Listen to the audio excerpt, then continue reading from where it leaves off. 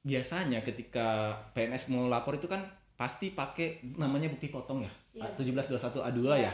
Nah, itu kalau salah pembuatan 1721A2 ini itu pasti salah juga SPT-nya.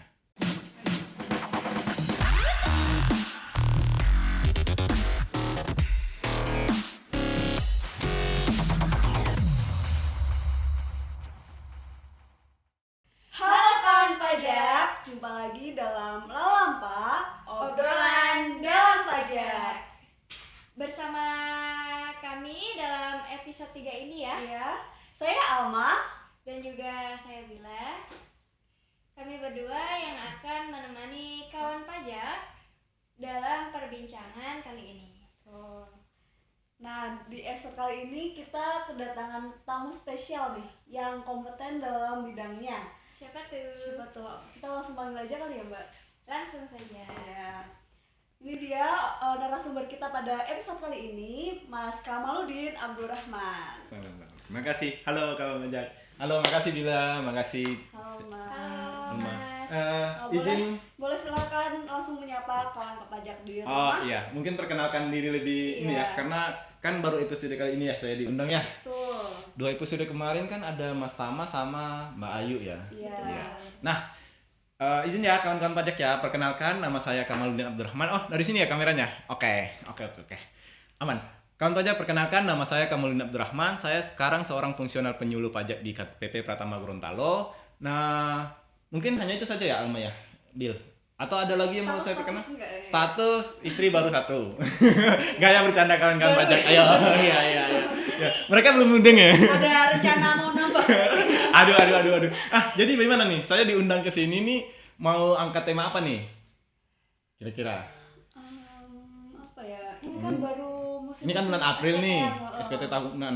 Untuk badan nih, bulan SPT tahunan untuk badan bulan April nih. Nanti berakhir tanggal 30 April kan? Iya. Nah, tapi yang kita sudah lewat kemarin kan, yang kalian sudah kemarin waktu bulan Maret nih untuk SPT tahunan orang pribadi. Kalian kan juga jadi petugas jaga ya. Ya, jadi Ada nggak yang kalian dapat kasus-kasus unik nih? Kasus unik. Kalau aku sih mungkin ini ya Mas Kamal, kemarin waktu jaga beberapa ada PNS yang datang minta dibantu karena SPT tahunannya itu ternyata lebih bayar saat diinput di Oke. aplikasi. Oh iya, ya aku juga pernah waktu itu ada ibu-ibu datang tuh bawa formulir A2. Iya. Udah bawa ya itu, terus aku bantu isikan e-filing. Nah, ternyata dia LB. Nah, itu kenapa tuh, Mas? Banyak ya berarti yang kasus begitu ya? Iya, ada beberapa Ya sih. beberapa sih Mas Kamal. LB itu BTW apa sih Alma? Lebih bayar. Lebih Nah, bayar. itu lebih bayar ya kawan pajak. Nah, gimana kita Mas Kamal kira-kira kalau membahas tentang SPT tahunan yang lebih bayar gimana? Oh, untuk PNS ya? Iya. Oke. Kalau saya sih aman ya.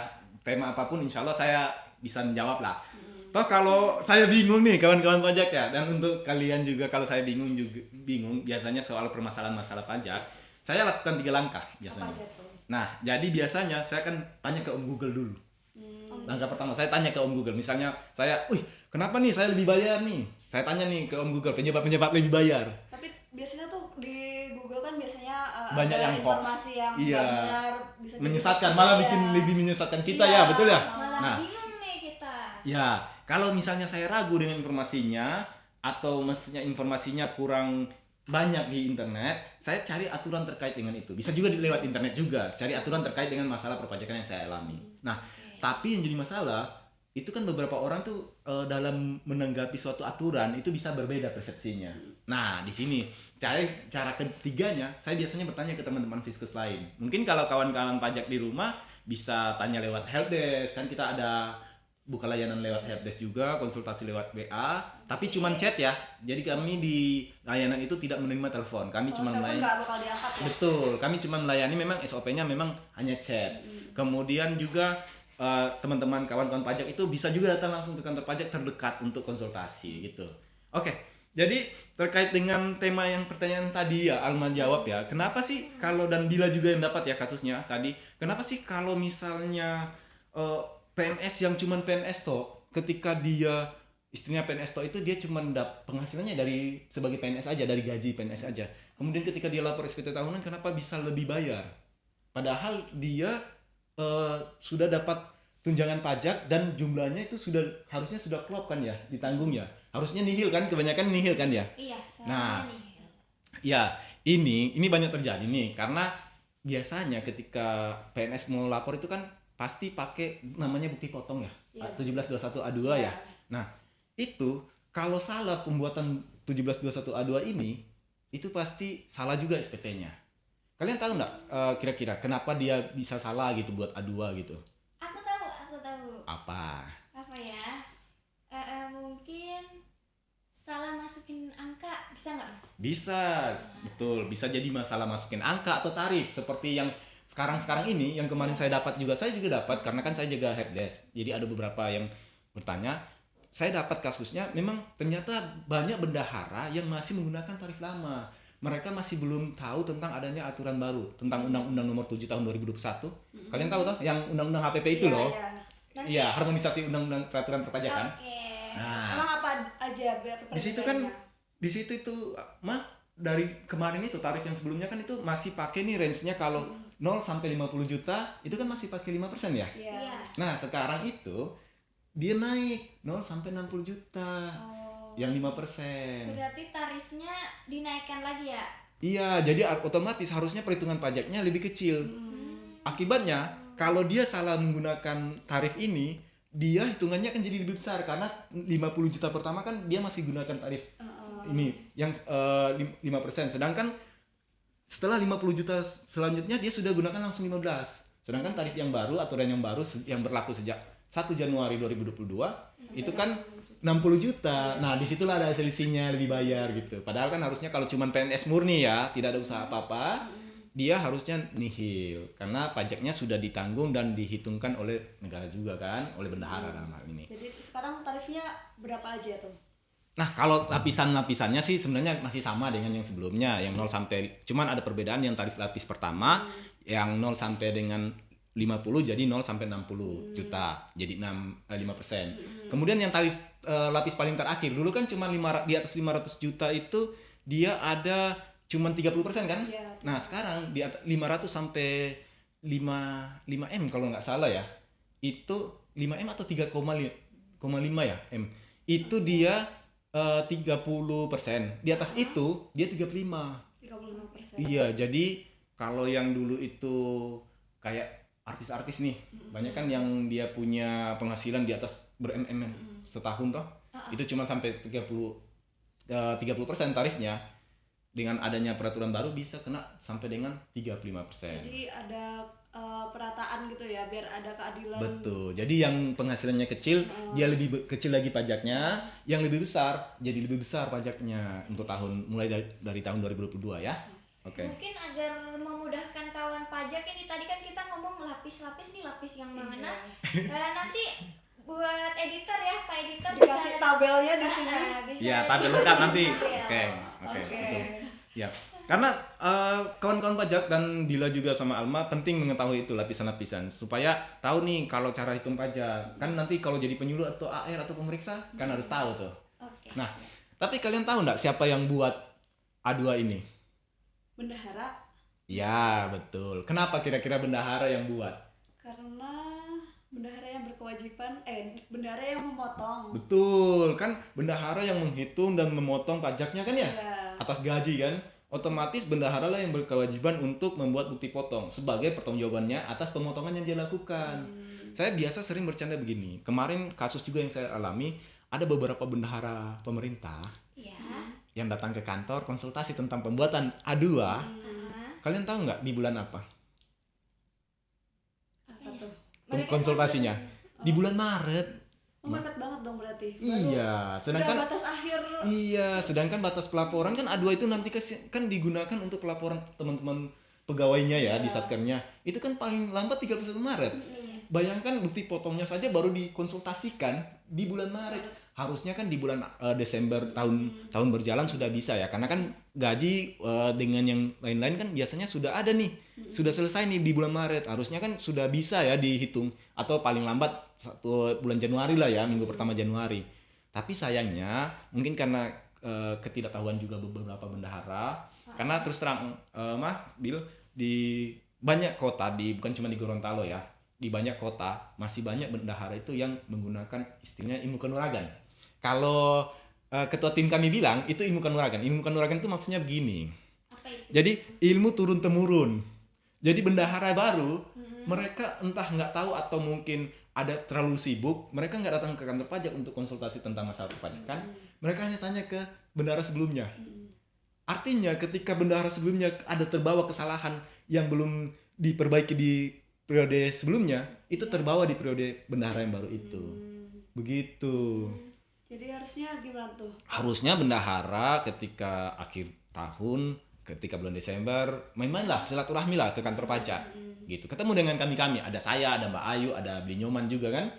Mungkin juga bisa jadi ketemu dengan Alma, dengan Bila ke depan dan saya tahu toh. Nah, bisa tanya-tanya terkait dengan peraturan perpajakan terkait dengan pajak atas pegawainya. Gitu. Jadi nanti kami bisa bimbing dan bisa kami undang kami juga di sana gitu. Nah, Bil, tahu nggak kalau kira-kira nih, kan tadi saya sudah tanya nih siapa yang wajib buat bendahara kan? Iya. Cuma bendahara itu kan di kita itu masih banyak bendahara yang masih belum terlalu sadar gitu. Kesadarannya masih rendah. Nah, kira-kira nih kalau ada bendahara yang tanya nih ke kalian, Bu, terkait dengan A2 itu nanti saya harus apa sih yang saya harus lengkapi untuk menginput A2 gitu. Kalian kira-kira mau kasih jawabnya apa ke bendaharanya gitu? Apakah hanya daftar gaji 1 bulan? Karena banyak loh bendahara yang 1 bulan atau setahun. Kira-kira kalian sudah bawa daftar gaji setahun atau cuma sebulan untuk pembuatan A2-nya? Setahun, ya betul. Harusnya memang gitu mah. Cuman sayangnya banyak bendahara yang buat A2-nya itu berdasarkan gaji, hanya data gaji sebulan aja. Dan itu keliru loh. Tahu nggak kenapa keliru? Mungkin kawan-kawan pajak sudah mulai tahu ya, sudah sadar ya, kalau apalagi yang PNS atau orang yang bendahara, mungkin kawan-kawan pajak bendahara mungkin sudah tahu nih, atau yang pernah di bagian umum yang urus gaji gitu, sudah tahu kalau tidak relevan, tidak sesuai kalau misalnya gaji sebulan dijadikan patokan untuk penghasilan selama setahun. Karena kan beda-beda gitu ya. Iya. Per bulannya itu. Iya, betul. Karena ada KGB, ada kenaikan pangkat. KGB itu kenaikan gaji berkala kan? KGB kenaikan pangkat. Tentu ada perubahan jabatan bisa jadi, atau perubahan status, misalnya belum nikah atau sudah nikah. Kan itu menambah penghasilan atau mengurangi penghasilan. Betul nggak? Kalau anaknya dewasa. Nah, ini yang sayangnya belum ditahu nih sama bendahara. Itu kendalanya. Nah, jadi kalau saya sih, kalau ada bendahara, kalau kami ya, ada bendahara yang datang konsul, mungkin karena Bila dengan Alma ini juga kan di seksinya penagihan ya, jarang, nanti kalau SPT kan baru turun ke pelayanan ya. Jadi belum ketemu nih dengan banyak bendahara, tipe-tipe bendahara, termasuk bendahara yang pakai ilmu kanuragan tadi gitu. Nah, jadi kalau kami sering hadapi bendahara, kami selalu sampaikan bahwa sebagai bentuk kewajiban, bentuk pertanggungjawaban bendahara dalam memotong, itu tolonglah dibuat A2-nya tepat waktu dan dengan benar. Kalau memang bingung, silakan konsultasi ke kami. Kami buka layanan lewat WA ataupun bisa datang langsung. Lebih baik sih datang langsung, karena kami juga di sini bantu dengan membuatkan aplikasi A2 supaya lebih mudah. Gitu. Karena sebenarnya yang saya lihat itu kan kayak di aplikasi GPP untuk bendahara pemerintah pusat itu sudah ada sebenarnya A2. Cuma ternyata tidak semua penghasilan masuk ke situ. Gitu. Karena kan ada yang tidak dibayar pakai aplikasi GPP. Misalnya tuh KIN, tunjangan kinerja. Nah, itu kan pakai aplikasi tersendiri. Nah, atau di bendahara Pemda, itu ada aplikasinya yang dibuat oleh Taspen, aplikasi gajinya dibuat oleh Taspen. Tapi kan itu cuma terbatas di gaji, sedangkan ada penghasilan lain yang sifatnya non final, artinya harus masuk ke A2, itu tidak terrekap di aplikasi pajaknya, aplikasi gajinya mereka. Makanya kami berinisiatif untuk buatkan aplikasi sederhana untuk membantu merekap penghasilan yang non final semua pegawainya gitu. Jadi mungkin Alma kalau bisa disimpulkan ya dari Mas Kamal tadi ini, kenapa bisa lebih bayar? Yang pertama itu ini ya tadi Kemungkinan PNS-nya yang salah input ya Mas Kamal. Ya, bisa jadi betul. Terus yang kedua itu adanya Perbedaan kesalahan Dalam tarif. A2, Oh, ya, iya. A2 betul. Kalau yang tarif tarif. tadi lebih lengkapnya bisa dilihat di mana Mas Kamal? Nah, Peraturannya di ya di undang-undang nomor 7 tahun 2021 yang tentang HPP itu. Oke. Kemudian kalau itu tentang yang batas-batas itu ya, yang ya, ini, lapisannya. progresifnya. Nah, Ya. tarif progresifnya. Tapi kalau untuk bentuk dan cara pengisiannya A2 itu ada di per 14 tahun 2013. Di situ. Saya kayaknya ini ya, karena kursinya enak sekali nih. Jadi sering keluar dari frame kayaknya ya. Jadi mohon maaf nih kawan-kawan pajak kalau misalnya saya sering-sering keluar frame ya. Nah, lanjut lagi ke A2. Kira-kira nih seperti tadi yang Bila sampaikan bahwa kesimpulannya memang kalau cuman PNS dia lebih bayar itu ya bisa jadi karena dia salah input. Iya. A2-nya sudah betul atau A2-nya sendiri yang salah atau memang dia ada kegiatan usaha lain. Gitu. Oke, Ini sih kira Mas Kamal. Ada nggak sih caranya kita buat memonitoring bendahara? Itu tadi kan sampai Maret baru konsultasi. ya, Itu kan betul. hitungannya telat banget ya karena 31 Maret kawan pajak harus melaporkan SPT tahunan. Iya. Dan banyak loh pegawai-pegawai yang kemudian kesulitan karena bendaharanya lambat membuat bukti potong ini A2. Termasuk juga untuk yang non PNS-nya. Gitu kan bendahara juga bukan cuma buat walaupun topik kali ini A2 ya, spesifik ke A2 karena PNS kan ya. Cuman kan bendahara itu punya kewajiban membuat bukti potong untuk semua pajak yang dia potong. Gitu. Nah, itu akhirnya lawan transaksinya atau pegawainya itu banyak yang mengalami kendala dalam pelaporan karena keterlambatan atau kesalahan dalam pembuatan bukti potong. Gitu. Nah, mungkin kalau terkait dengan kenapa penyebabnya kenapa PNS itu bisa lebih bayar sudah ya terjawab ya. Sudah. Aman ya. Jadi mudah-mudahan bincang-bincang informasi yang saya sampaikan bisa ini ya bermanfaat untuk Sangat Iya. bermanfaat. kita semua ya termasuk kawan-kawan pajak Iya. ya. Oke. Jadi Mungkin buat kawan pajak ya, kalau sudah masuk Januari di tahun selanjutnya, sekarang kita tag-nya 2023, berarti Januari 2024 ya Lima ya. Iya. Kalau memang kawan pajak merasa belum menerima bukti potong A2, boleh langsung saja menghubungi bendahara ya Mas Kamal ya. iya betul. Menanyakan bendahara, siapa tahu bendaharanya lupa atau sedang dalam proses. Betul. Sehingga ya saling memonitoring lah Saling. antara bendahara dan kita sebagai Pegawai. pemilik pegawai dari bukti potong itu tadi. Betul. Sebenarnya kami juga dari KPP Pratama Gorontalo kemarin sudah ada beberapa kali percobaan kerjasama dengan Pemda untuk berusaha memonitoring karena ya itu kita tahu bersama bahwa seperti yang saya sampaikan banyak bendahara baru SDN-nya yang masih baru belum tahu belum paham. Kami coba untuk kan bisa jadi orang itu wajib pajak itu dia tidak melakukan kewajibannya bukan karena dia tidak mau tapi bisa jadi karena dia tidak tahu. Begitu. Iya, nah kami biasanya sampaikan surat himbauan ataupun kami lagi membentuk suatu sistem kerjasama dengan Pemda. Mudah-mudahan itu bisa terrealisasi ya dengan Pemda supaya nih setiap bendahara ketika baru pun dia menjabat sebagai bendahara dia akan tahu oh kewajiban saya ini dan datanya ada. Jadi pegawainya pun ketika misalnya nih mau lapor, Evinnya lupa, dia bisa minta nggak usah jauh-jauh ke kantor pajak. Dia bisa minta ke bendahara di kantornya. Karena sudah ada Sudah ada database-nya. Itu kami lagi mau bentuk sistemnya dengan kerjasama dengan Pemda di Provinsi Gorontalo. Gitu. Oke, sekian mungkin ini kalau saya. Cukup kali ya. Ini udah sangat informatif sekali ya tadi. luar biasa sekali. Iya. Bagi kawan pajak yang ada pertanyaan untuk Mas Kamal atau secara umum ya, bisa langsung saja drop di kolom komen di bawah ini. Nah, Dan juga kawan pajak yang mau request untuk topik-topik apa aja yang mau kita bahas di episode-episode selanjutnya, boleh juga drop di kolom komentar, dan jangan lupa subscribe, like, Yes. dan komen. Nggak lupa share. Dan share. Share-nya. Oh, ya, Oke. oke. Baiklah kawan pajak, Kita akhiri saja episode pada kali kali ini ini. Oke.